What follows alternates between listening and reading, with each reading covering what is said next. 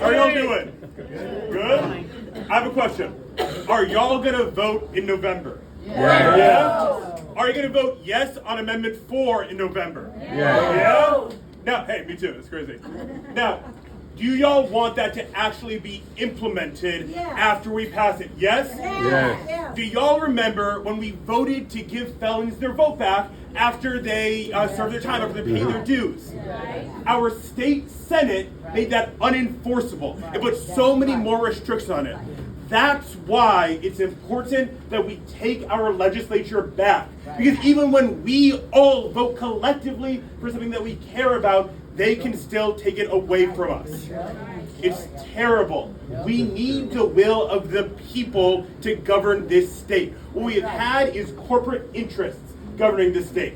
My opponent takes most of his money from realtor groups, from groups that just want to build these single-family homes that raise our insurance prices, that make our cities irresponsive to climate change.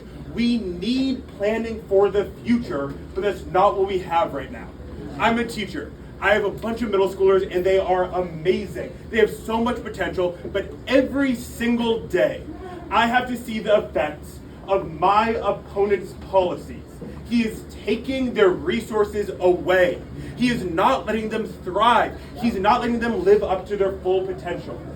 One of the reasons that they're not able to live to their full potential is because we have the 47th lowest per student spending of any state in the country.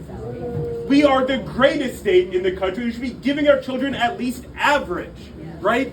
We are only giving them $9,000 for each. We are only giving the school $9,000 per student every year. New York gives $23,000. That's why their students are able to succeed. We need to be doing that here. We give the 50th lowest salary on average in the country. That's why we're missing 5,000 teachers in the state alone. In Hillsborough County, we're missing 1,000 teachers because we do not spend enough money. There is a chronic lack of investment in the people of this state. These are the same problems that I have in my middle school that I'm teaching at that I had at the middle school I went to just 10 years ago. And it's because we have the same leaders. We need a new generation of leadership. We need people who care about the future because it's our life, right? We need people to build the future that are going to live in that future. Our tax code is insane.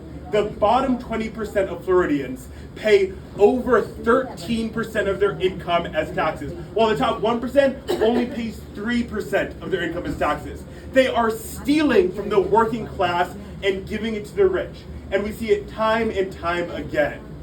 What I will do is invest in the people. I will invest in our communities. We need public transportation. Brightline going and the Amtrak going from Orlando to Miami is amazing. We get there in 2 hours and only got $60. You can do whatever else you want while you're taking it. I love it. We need that going from Tampa to Orlando. We need more light rail. Huh?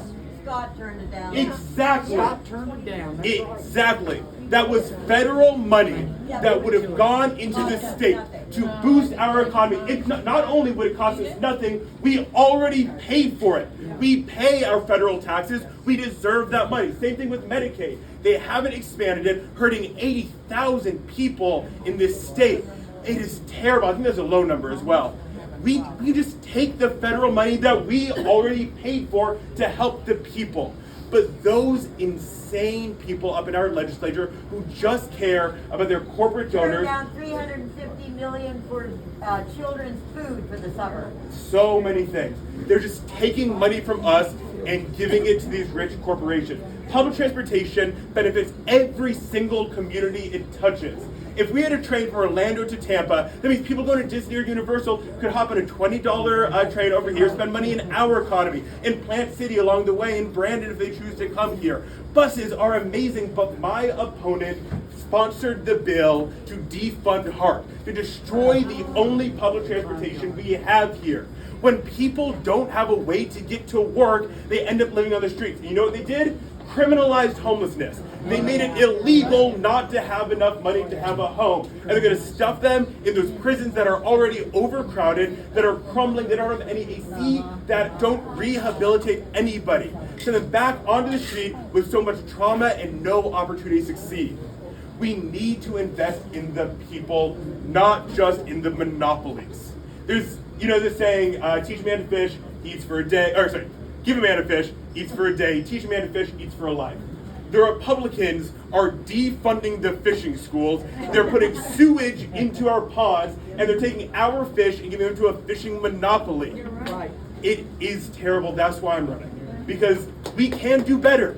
It's pretty easy to do better when this is the policy that they're implementing all the time. We're talking about insurance rates. There are 18 different insurance companies currently under review by our Office of Insurance Regulation. But we haven't done anything, and there's more of these companies, aided by these legislators, stealing our money. So, I need your support to win this race. I really do. I'm 22. I do not have a lot of connections in this field. I just need all of y'all's help. We have our campaign kickoff happening this Thursday. I would love for y'all to come join us, see what we're about even more, get involved with the campaign. My website is benbraver.org, pretty easy to remember. Go there, you can see everything that I have. I'm doing a lot of social media on TikTok, Twitter, Instagram, Facebook, and X. No, that's Twitter. Some of YouTube. Go there, you can see a lot of my quick little explanations of policy. I see all the time that young people do not believe they are informed enough to cast a vote. That shouldn't be the case. One, statistically, we are better informed. And two, it's fairly easy to get informed. That's why I'm spending a lot of time making sure this policy is easy to understand. Because it should be. When we see corporations stealing from the people, that's bad. And we can create good policy to make sure our money stays in our hands. And the people who earned their wages actually get to keep them. All right, thank you all so much.